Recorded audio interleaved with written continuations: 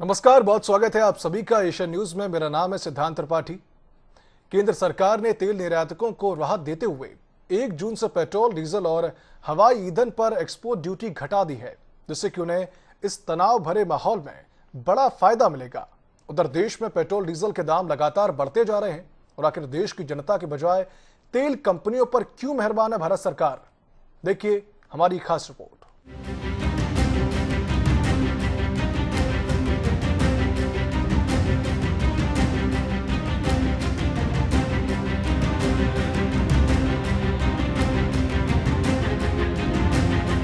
केंद्र सरकार ने शनिवार को देश के तेल निर्यातकों को बड़ी राहत दी है।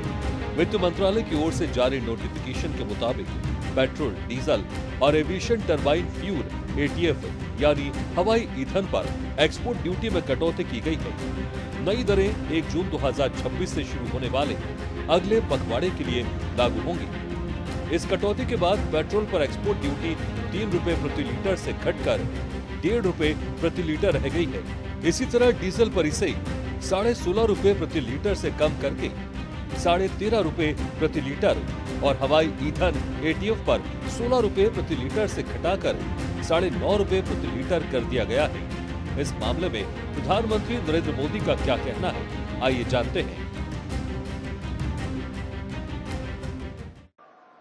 साथियों, आज भारत तेजी से विकसित होने के लक्ष्य की तरफ आगे बढ़ रहा है, लेकिन इस समय भारत कई विराट चुनौतियों का मुकाबला भी कर रहा है। साथियों, कोरोना काल के दौरान ही दुनिया सप्लाई चेन के बहुत बड़े संकट से घिर गई थी। कोविड के बाद यूक्रेन में युद्ध शुरू हो गया, उसने दुनिया की परेशानियां और बढ़ा दी।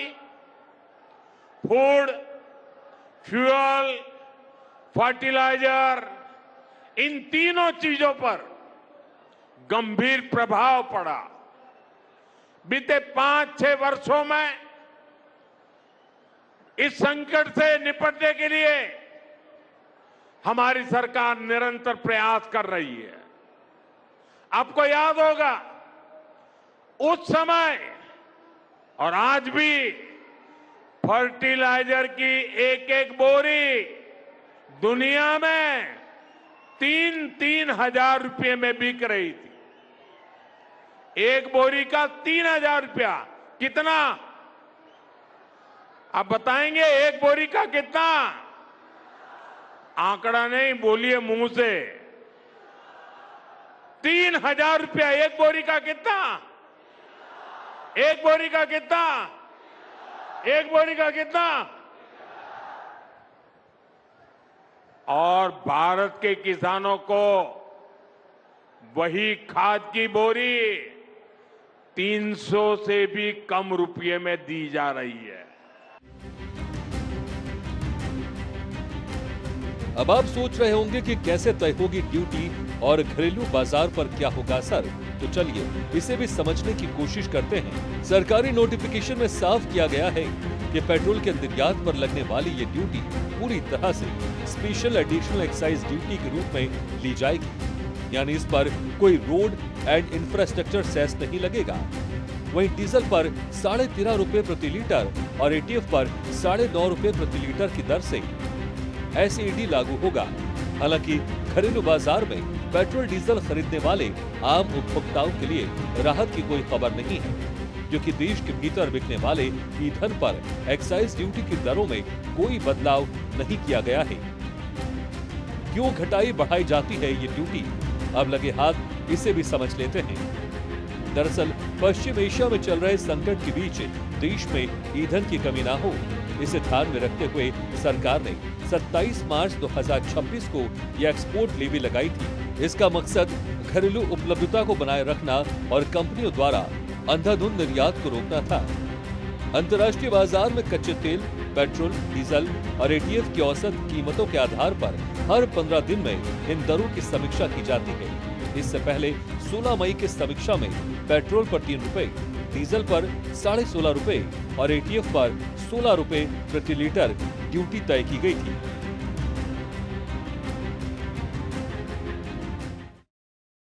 आज की दुनिया किस तरह नई नई चुनौतियों से जूझ रही है। पहले कोरोना आया, फिर युद्ध होने शुरू हो गए और अब आज की एनर्जी क्राइसिस है। ये दशक दुनिया के लिए आपदाओं का दशक बन रहा है। हम सभी देख रहे हैं, अगर ये स्थितियां तेजी से नहीं बदली गई तो बीते अनेक दशकों की उपलब्धियों पर पानी फिर जाएगा। दुनिया की बहुत बड़ी आबादी फिर से गरीबी के दलदल में चली जाएगी। साथियों, ऐसी वैश्विक परिस्थितियों में आज दुनिया रेजिलिएंट सप्लाई चेन की बात कर रही है और तब भारत और नीदरलैंड मिलकर एक ट्रस्टेड, ट्रांसपेरेंट और फ्यूचर रेडी सप्लाई चेन बनाने में जुटे हैं।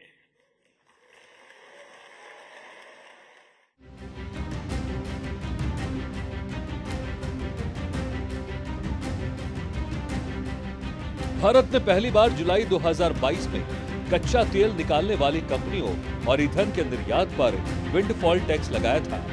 बाद में इस टैक्स को पेट्रोल, डीजल और एटीएफ के निर्यात पर भी लागू कर दिया।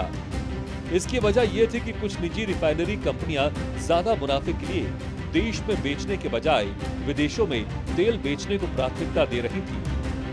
मई 2026 तक के आधिकारिक सरकारी बयानों और पेट्रोलियम मंत्रालय के आंकड़ों के अनुसार भारतीय सार्वजनिक क्षेत्र की तेल विपणन कंपनियों ओएमसीज, आईओसी, बीपीसीएल, एचपीसीएल को ईंधन की खुदरा बिक्री पर होने वाला कुल वित्तीय घाटा 30,000 करोड़ रुपए प्रति माह यानी 1,000 करोड़ प्रतिदिन तक पहुंच गया है। पश्चिम एशिया संकट के बाद से कच्चे तेल की कीमतों में आए भारी उछाल के बीच घरेलू कीमतें स्थिर रखने के कारण तेल रिफाइनरीज और बाजार को कई झटके लगे। मई 2026 की शुरुआत तक तीनों सरकारी तेल कंपनियों को पेट्रोल, डीजल और एलपीजी की बिक्री पर 30,000 करोड़ रुपए प्रति माह का शुद्ध नुकसान हो रहा था। लगातार लग रहे दैनिक घाटे के कारण चालू वित्त वर्ष की पहली तिमाही के शुरुआती महीनों में ये नुकसान संचयी रूप से 90,000 करोड़ तक पहुंचने का अनुमान लगाया गया है, जिसने कंपनियों के पिछले पूरे साल के मुनाफे को भारी जोखिम में डाल दिया है।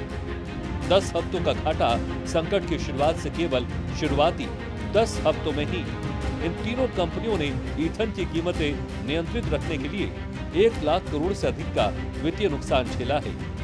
शेयर बाजार में भारी गिरावट, वित्तीय घाटे और कच्चे तेल की बढ़ती लागत के चलते शेयर बाजार में रिफाइनरी कंपनियों को बड़ा नुकसान हुआ है। 27 फरवरी को शुरू हुए संकट के बाद से केवल मई 2026 के अंत तक भारतीय रिफाइनरी और तेल कंपनियों की मार्केट वैल्यू में 1.8 लाख करोड़ की भारी गिरावट आई है।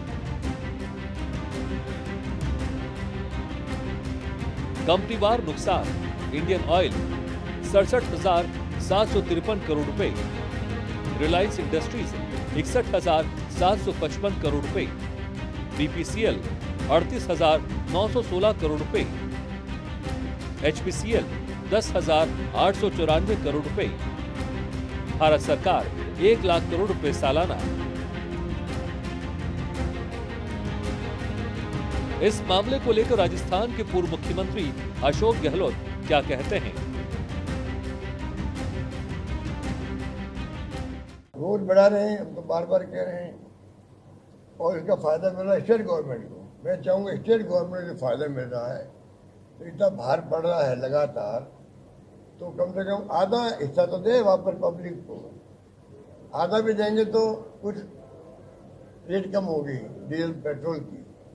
जितना कायदा होता है, जितना भारत सरकार से बढ़ता है उसी ढंग से वेट बढ़ता है स्टेट का वेट बढ़ रहा है। उसके बाद में कोई परवाह नहीं है। ये तो झूठ बोले उल्टा, कोई लाइनें नहीं है पेट्रोल पंप पे, पेट्रोल की कमी नहीं है। ये एक नई अप्रोच हो गई है। अगर आपकी कमी है मान लो कमी के कारण है जो दुनिया में युद्ध चल रहे हैं ईरान अमेरिका के इजराइल के, वो भी एक कारण हो सकता है। देश को बताओ आप, हम बार बार कह रहे राहुल गांधी जी क्या कह रहे हैं, आप देशवासियों को विश्वास में लो, आप विश्वास में ले नहीं रहे हो। राहुल जी नेता प्रतिपक्ष है, बार बार हर चीज में आपको वार्न किया, नोटबंदी हुई तब का आपको, कोविड के अंदर आपको चेताया उन्होंने, हर बार वार्निंग कर देते हैं वो भी। मेरा असेसमेंट ये है, नेता प्रतिपक्ष की एक अलग ओरा होता है, उसके बाद भी खबरें और जगह से भी आती है, दुनिया से आती है, देश से आती है, वो फीडबैक के आधार पर आपको बात कर रहे हैं। आप उसको जिस प्रकार लेना चाहिए नेता प्रतिपक्ष को, आप गंभीरता ही नहीं दिखाते आप लोग। देश में तो पक्ष तभी है तो विपक्ष भी है डेमोक्रेसी के अंदर, ये स्थिति बनी हुई। अमेरिका, इजराइल और ईरान युद्ध के चलते लगातार ऊर्जा का संकट बना हुआ है। तभी तो मई के महीने में भारत में पेट्रोल और डीजल की कीमतों में 4 बार बढ़ोतरी की गई। इसकी शुरुआत 15 मई को हुई, जब कीमतों में करीब 3 रुपए प्रति लीटर का बड़ा इजाफा किया गया। इसके बाद 19 मई को करीब 87 से 91 पैसे प्रति लीटर की बढ़ोतरी की गई। तीसरी बढ़ोतरी 23 मई को हुई, जिसमें फिर से कीमतों में करीब 87 से 91 पैसे प्रति लीटर का इजाफा हुआ। चौथी और हालिया बढ़ोतरी 25 मई को की गई, जिसमें पेट्रोल के दाम 2 रुपए 61 पैसे प्रति लीटर और डीजल के दाम 2 रुपए 71 पैसे प्रति लीटर बढ़ाए गए। यानी 15 मई से 25 मई के बीच पेट्रोल और डीजल की कीमतें कुल मिलाकर करीब 7 रुपए से 7.5 रुपए प्रति लीटर तक बढ़ गई। इसे लेकर देश की वित्त मंत्री निर्मला सीतारमण ने कुछ समय पहले इसके संकेत दे दिए थे। गवर्नमेंट के तरफ से शायद अबाउट 80 डेज 76 डेज तक लोगों के ऊपर वजन ना बढ़े, ये बोझ ना पड़े, उसके लिए बजट से आज सुबह भी मेरा भाषण में सिडबी के एड्रेस के समय मैंने उस विषय को जिक्र किया। More than 1 lakh crore annually this year we have given through the excise duty reduction. Had we not given that reduction at that time, even at that time 10 rupees would have been the increase at that time itself. So we have given, and that is almost 1 lakh crore on the budget. But the increases now are coming from the oil marketing companies because they are the ones who are procuring and selling. देश में तेल की बढ़ती कीमतों पर विपक्ष लगातार सवाल उठा रहा है। सरकार का कहना है कि इस बढ़ोतरी की वजह अंतर्राष्ट्रीय बाजार में कच्चे तेल की कीमतों में आया तेज उछाल है। सरकार के मुताबिक मध्य पूर्व में तनाव के चलते तेल महंगा हुआ और भारत जैसे आयात निर्भर देश को इसका असर झेलना पड़ा है। सरकार का दावा है कि सरकारी तेल कंपनियां लंबे समय से लागत से कम कीमत पर ईंधन बेच रही थी और रोजाना भारी घाटा उठा रही थी, इसलिए ये बढ़ोतरी उस नुकसान को कम करने के लिए जरूरी हो गई। सरकार ने यह भी कहा है कि उसने उपभोक्ताओं को राहत देने के लिए काफी वक्त तक कीमतों में बढ़ोतरी रोके रखी और पहले ही एक्साइज ड्यूटी घटाकर बोझ कम किया था। आइए लगे हाथ देश के कुछ चुनिंदा शहरों में डीजल पेट्रोल के क्या दाम हैं, इसे ग्राफिक्स के माध्यम से समझने की कोशिश करते हैं। देश के प्रमुख शहरों में पेट्रोल डीजल के दाम। दिल्ली में पेट्रोल 102 रुपए 12 पैसे और डीजल 95 रुपए 20 पैसे। मुंबई में पेट्रोल की कीमत 111 रुपए 21 पैसे और डीजल 97 रुपए 83 पैसा। कोलकाता में पेट्रोल 113 रुपए 51 पैसे, डीजल 99 रुपए 82 पैसे। चेन्नई पेट्रोल 107 रुपए 77 पैसे, डीजल 99 रुपए 55 पैसे। भोपाल 114 रुपए 65 पैसे, डीजल 99 रुपए 74 पैसे। रायपुर 107 रुपए 96 पैसे, डीजल 101 रुपए 17 पैसे।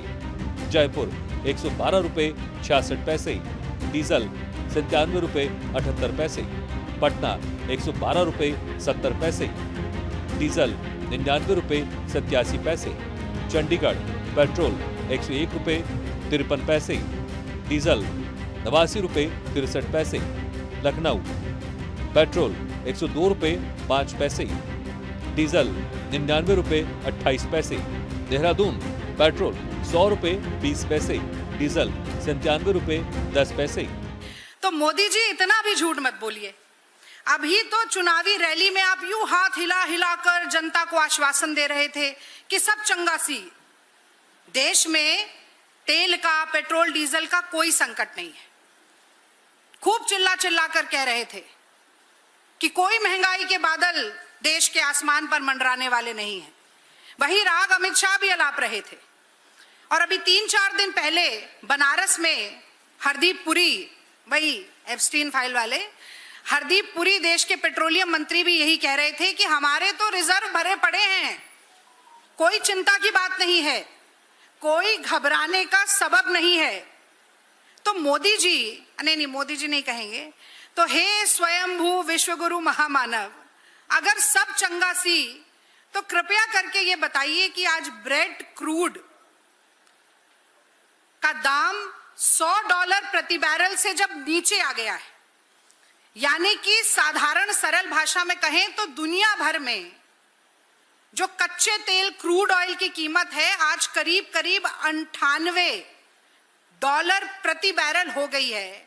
तो आज ही के दिन हे महामानव, आपने पेट्रोल में ₹2.87 और डीजल में ₹2.70 क्यों बढ़ा दिए? अगर सब चंगा सी मोदी जी, तो पिछले 11 दिनों में पेट्रोल के ₹8 और डीजल के ₹7.80 बढ़ाने की जरूरत क्यों पड़ी?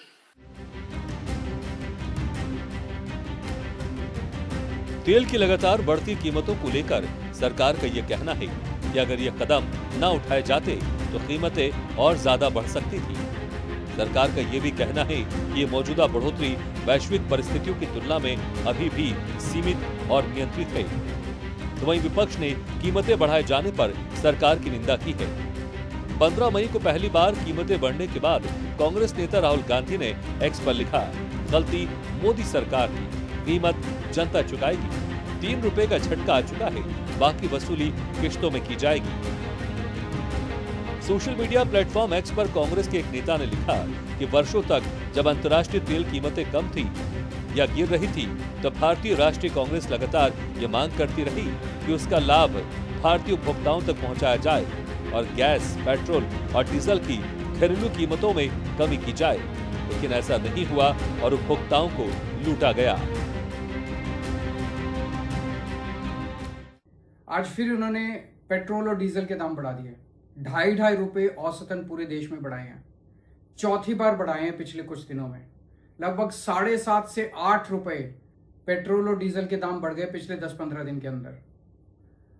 रशिया और ईरान हमें सस्ता और पर्याप्त मात्रा में तेल और गैस देने के लिए तैयार है। क्यों नहीं खरीद रहे हम लोग उनसे? मैंने आपसे 2-3 दिन पहले पूछा था, क्या हमारे देश को रशिया और ईरान से तेल और गैस खरीदना चाहिए? लगभग 97% लोगों ने मुझे कहा कि हाँ, हमें खरीदना चाहिए। जब हमारे देश के लोग काम मांग कर रहे हैं कि हमें ईरान और रशिया से तेल और गैस खरीदना चाहिए, वो हमें सस्ता दे रहे हैं, पर्याप्त दे रहे हैं, तो हमारे देश के प्रधानमंत्री की क्या मजबूरियां हैं जिसकी वजह से वो तेल और गैस रशिया और ईरान से नहीं खरीद रहे? मैं आपसे पूछना चाहता हूं, आपको क्या लगता है प्रधानमंत्री जी रशिया और ईरान से तेल और गैस क्यों नहीं खरीद रहे? 140 करोड़ लोग इस वक्त दुखी हैं। 140 करोड़ लोगों के घर का खर्चा नहीं चल रहा। महंगाई बहुत ज्यादा हो गई है। प्रधानमंत्री की वो कौन सी मजबूरियां हैं जिसकी वजह से 140 करोड़ लोगों को ये दुख झेलना पड़ रहा है? मुझे कमेंट्स और डीएम में बताइएगा।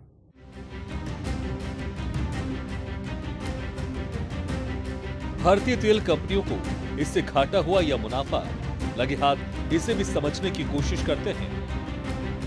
भारत की 3 बड़ी तेल कंपनियों ने जनवरी से मार्च के बीच भारी मुनाफा दर्ज किया है। इसके बावजूद भी कीमतें बढ़ाए जाने से पहले केंद्रीय पेट्रोलियम और प्राकृतिक गैस मंत्री हरदीप सिंह पुरी ये कह चुके हैं कि सरकारी तेल कंपनियां अंतर्राष्ट्रीय कच्चे तेल की कीमतों में बढ़ोतरी से उपभोक्ताओं को बचाने के लिए हर रोज 1000 करोड़ रुपए का नुकसान उठा रही है। लेकिन 13 से 19 मई के बीच 3 बड़ी तेल कंपनियों Indian oil corporation, Bharat petroleum और हिंदुस्तान पेट्रोलियम ने जनवरी से मार्च 2026 के अपने तिमाही नतीजे घोषित किए।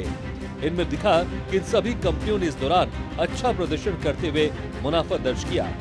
तीनों कंपनियों का कुल मिलाकर मुनाफा करीब 19,000 करोड़ रुपए से ज्यादा रहा।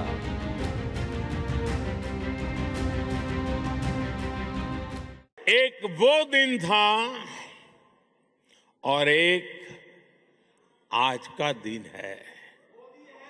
कोटि कोटि भारतवासियों का विश्वास मुझे न रुकने देता है और न थकने देता है।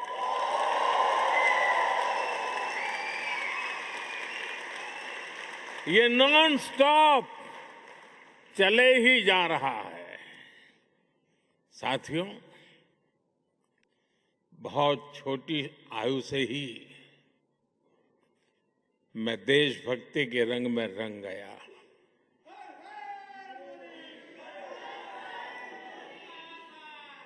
आप ही मेरा परिवार बन गया।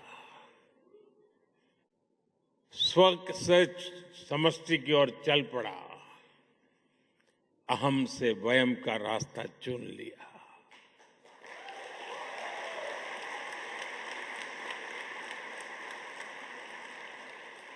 और फिर तो आपका सुख ही मेरा सुख बन गया। आपका कल्याण ही मेरा कर्तव्य बन गया।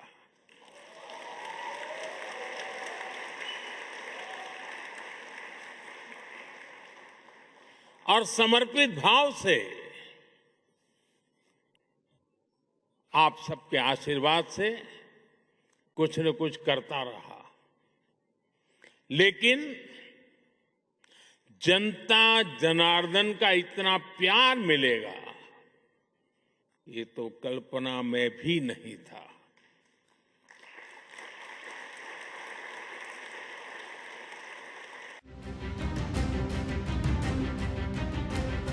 जब 2020-21 में तेल के दाम 25 से 30 डॉलर प्रति बैरल हुआ करते थे, उस समय भी हमारे दाम करीब इतने ही थे, तो एक बड़ा मुनाफा बनाया गया था।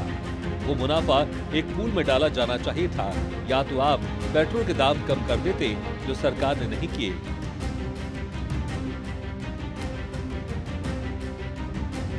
तेल कंपनियों के तिमाही के नतीजे मार्च तक के थे, तो ये भी माना जा रहा है कि आने वाली तिमाहियों में इन कंपनियों के मुनाफे पर बड़ा खराब असर नजर आने लगेगा।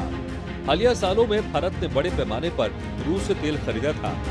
2022 में यूक्रेन युद्ध के बाद भारत के तेल आयात नीति में बड़ा बदलाव आया। पश्चिमी देशों ने रूस पर प्रतिबंध लगा दिए और इस वजह से रूसी तेल सस्ते दाम में मिलने शुरू हो गए और भारत ने इसका फायदा उठाते हुए तेजी से आयात बढ़ाया।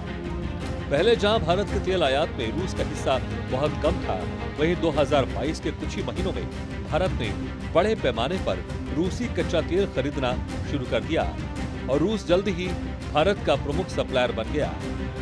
साल 2022-23 के दौरान ये वृद्धि और तेज हो गई।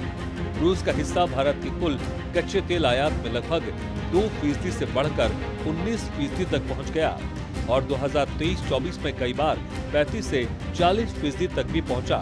सस्ते तेल की वजह से भारत को आयात लागत कम करने में मदद मिली और रूस भारत का सबसे बड़ा तेल आपूर्तिकर्ता बन गया और उसने पारंपरिक मध्य पूर्वी देशों की जगह काफी हद तक ले ली। लेकिन एक सवाल ये भी है, क्या भारत जिस वक्त रूसी तेल को रिफाइन कर और देशों को बेच रहा था, उसे इराक युद्ध शुरू होने के बाद निर्यात पर रोक लगाकर उस तेल को खुद की जरूरतों के लिए बचाना चाहिए था? वैसे तो भारत डाइवर्सिफिकेशन हमेशा से कर ही थी, मगर अब इस पर और ध्यान देना होगा। इथेनॉल फ्यूल को 100% तक ले जाने की बात हो रही है। ये एक लंबा सफर होगा, बहुत साल लगेंगे। हम पेट्रोल और डीजल को एकदम से तो नहीं हटा पाएंगे। इसके लिए हमें ग्रीन हाइड्रोजन जैसे विकल्पों की तरफ भी देखना होगा। Bureau report, Asian news.